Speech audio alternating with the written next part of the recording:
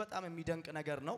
ሲነግረኝ እንደዚህ ያለኝ ዛሬ ወደዚህ ቦታ ለምስክርነት መጣው። ነገር ግን እዚህ ቦታ ላይ በሐዋርያው ጸሎት ብቻ አይደለም ሐዋርያው የረገጠው አፈር ራሱ የተባረከ ነው አለኝ። የዛሬ አመት ወደዚህ ቦታ ስመጣ ምንም ነገር አልሳካ ብሎኝ አልከናወን ብሎኝ ብዙ ነገር ተበላሽቶብኝ በብዙ ጭንቅ ሐዋርያው እንዲጸልይልኝ ነበር የመጣሁት። ነገር ግን ከጸለይልኝ በኋላ የሚገርማችሁ ነገር ከዚህ ግቢ አፈር ይዤ ሄጄ ነበር። የሚገርማችሁ ነገር እዚህ ግባ የሚባል ሳንቲም የሌለኝ እኔ አሁን ዛሬ በፊታችሁ ስቆም የዛ ሰዓት በባዶነት ቆሜ ነገር ግን ባዶነቴን እዚህ አራክፌ ሄድኩኝ።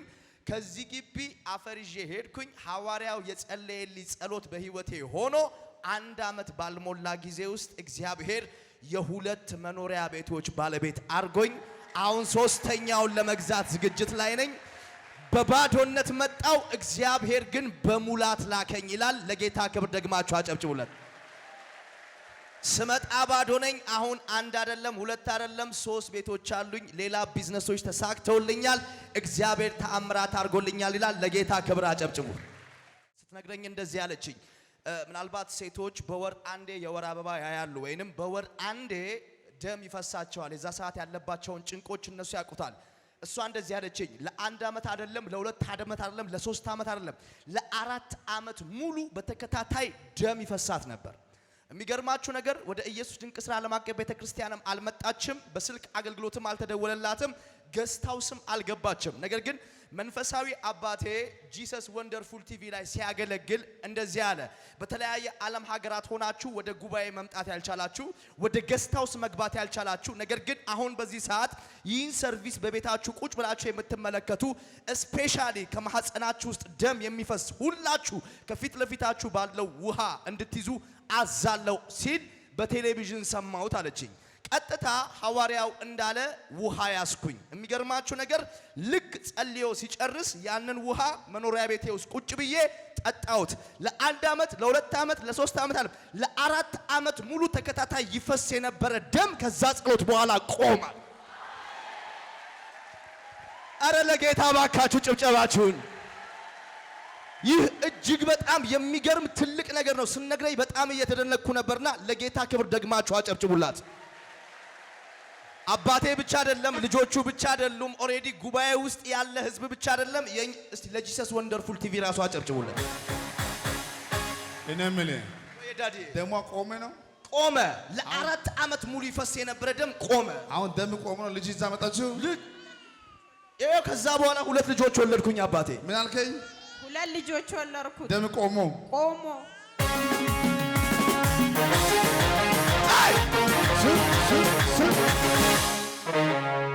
ኢየሱስ ክርስቶስ እሱ የእግዚአብሔር ልጅ ጌታ ነው። እስቲ ለጌታ ክብር ደግማችሁ አጨብጭቡ ባካችሁ። ሃሌሉያ። እስቲ እጃችሁ ከፍ አድርጉልኝ። ደም ይፈሳ አራት አመት ይከብዳል። ደም አራት አመት ይከብዳል። ኢየሱስ ጌታ ነው። ላብ እንኳን መጥቶ ቶሎ ካልታጠበ ይደብራል። እንኳን ደም ነው ይከብዳል። ዛሬ ንብዮ ነው የምጸልየው። በህይወቴ ካንተ ያልተለየ ግን ማትፈልገው ነገር ሁሌ የሚከታተል ነገር ከዛሬ ማታ ጀምሮ በኢየሱስም ይቆማል። ማትወደው ነገር ይቆማል። አሜን። ክስ ይቆማል።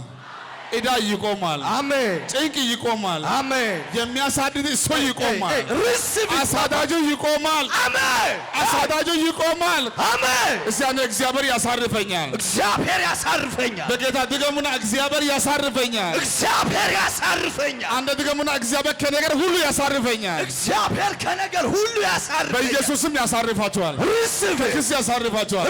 ከጭንቅ ያሳርፋችኋል። ከእዳ ያሳርፋችኋል። አሜን። ከሰማው ካልሰማው ጉዳይ ያሳርፋል። አሜን። ቁጭ በሉ ተባርካችኋል። እሰይ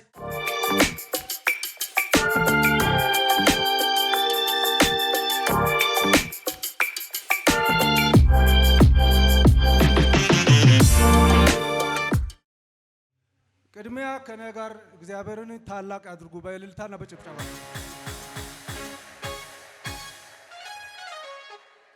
ለሰው የማይቻል ለእግዚአብሔር ይቻላል። እግዚአብሔር ሁሉን ይችላል።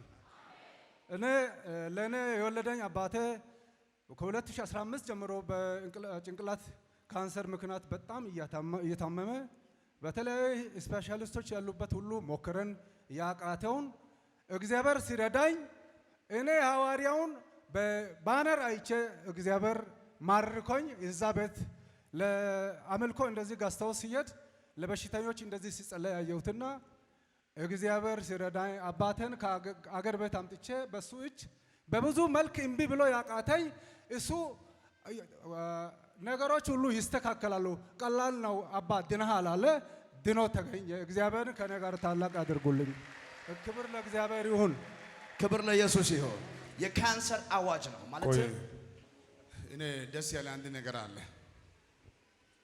ነገሩ ገፍቶ ነገሩ ጫፍ ሲደርስ ጌታ ዝም አይልም ያ የሰማችሁ ነው እውነት ነገሩ ገፍቶ እምቢ ብሎ በሕክምና ባለው በሁሉ እምቢ ብሎ ጫፍ ሲደርስ ጌታ ዝም አይልም ስለዚህ የፈለገ ይምጣ እንጂ መጨረሻችሁ አይበላሽም አሜን እስቲ መጨረሻዬ አይበላሽም መጨረሻዬ አይበላሽም እስቲ ፍጻሜ ያማረ ይሆናል ፍጻሜ ያማረ ይሆናል እስቲ ድሉ የኔ ይሆናል ዛሬ ወንድማችን ሊበለው አባታ ላይ ስላለኝ ወንድማችን ሊበለው ደስታው አልቻልኩም ማለት አልጠበቅኩም ማለት አባቴ በህይወት እያለ ላለመተው ግራ ገብቶ ያመጣው እንጂ አለ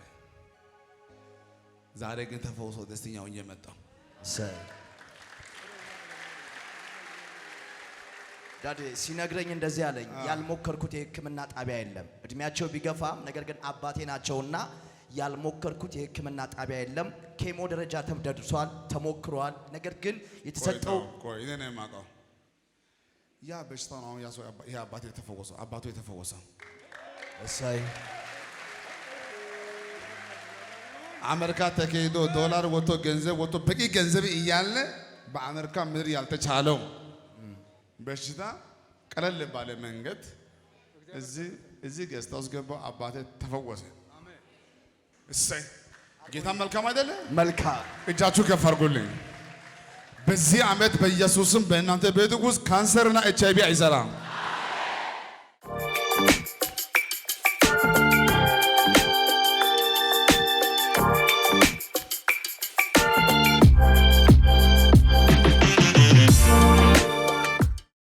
የሐዋሳ ቅዱሳን እኝናት ዛሬ ከአሩሲ ክልል አርቦዬ ከተማ በኢየሱስ ድንቅ ሥራ ዓለም አቀፍ ቤተክርስቲያን ሐዋሳ አጥቢያ የመጡት ለምስክርነት ነው ሲነግሩኝ እንደዚህ አሉኝ የዛሬ ዓመት በኢየሱስ ድንቅ ሥራ ዓለም አቀፍ ቤተክርስቲያን ሐዋሳ አጥቢያ ገስታውስ ሐዋርያውን ፈልጌ ስለ በሽታ ላጸልይ መጥቼ ነበር የሚገርማችሁ ነገር ግን ሐዋርያው ልክ ጸልዮልኝ ከወጣ በኋላ እንደዚህ አለኝ በይ ሂጂ በረከትሽን ከዚህ ሰዓት ጀምሮ አስለቅቅ ያለው እግዚአብሔር ካንቺ ጋር ይሆናል ያላሰብሽው ምርኮ ወደ ቤትሽ ይመጣል ካንቺ እጅ የወጣ ንብረት ወደ እጅሽ ይመለሳል አለኝ በሰዓቱ ሐዋርያው ስለዚህ ጉዳይ እንዲጸልይልኝ አይደለም ወደ ገስታውስ የመጣሁትኝ አንድ ቤት አለኝ አለ እዛ ከተማ ላይ አርቦሬ የሚባል ከተማ ላይ አንድ ንብረት አለ 7 ወንድሞች አሉኝ 7 ወንድሞች እኔን ከውርስ ክልል አውጥተው ለ7 ያንን ንብረት ያንን መሬት ተቀራምተው ላለፉት 18 ዓመታት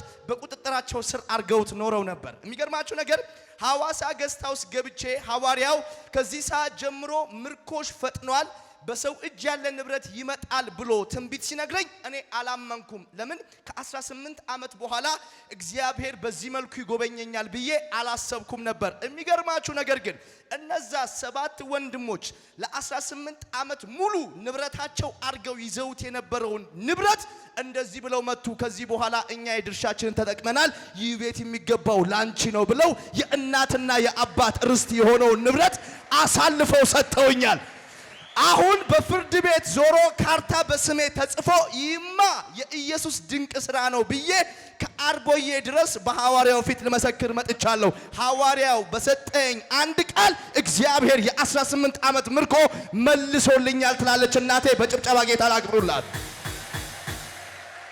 ሃሌሉያ ወንድሞች ናቸው ወንድሞቼ ለስንት ዓመት ነበረ 18 ዓመት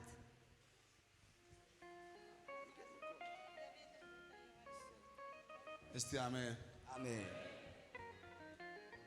አሁን ትዝ አላቸው እንዳይባል ከድሮም ወንድሞቿ ናቸው ለ18 ዓመት እምቢ ያሉ ናቸው። ቃል ሲወጣማ ወዶ ነው ማላቫኮስ ወዶ ነው። ወዶ ሁለት እጃችሁ ከፍ አድርጉልኝ። ሰይ